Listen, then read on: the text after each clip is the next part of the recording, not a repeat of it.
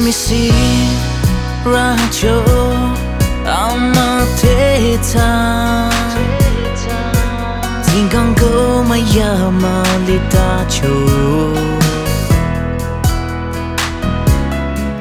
Ataza Ngecheso Batsati Hilai sakala prakyan Lam chika nyang tham mungmung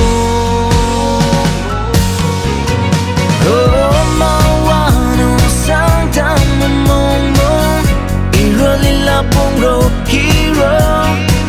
Yani hili Amüwanung Kichin kiku apamla Kanya Amüwanung Sangtam matati Oh Amüwanung Sangtam Mungmung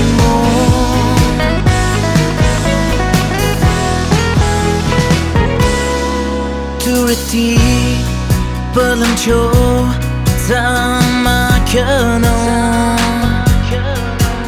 Amateta Amüwanung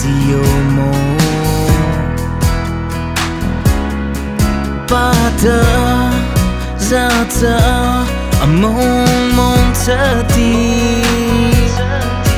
Tirong bahe chika nyangda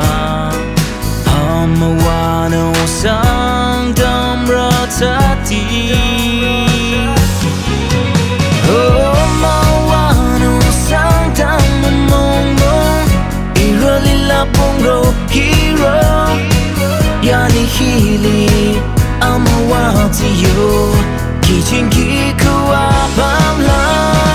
Kanya Amüwanung Sangtam matati Oh Amüwanung Sangtam Mungmung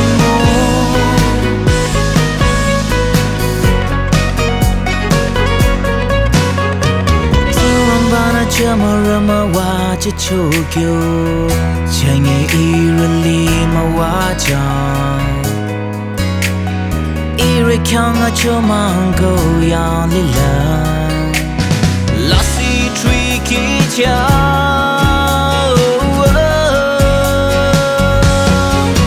Oh Amüwanung Sangtam Mungmung Irolila pungro hero Yani hili Amüwanung Kichin kiku apamla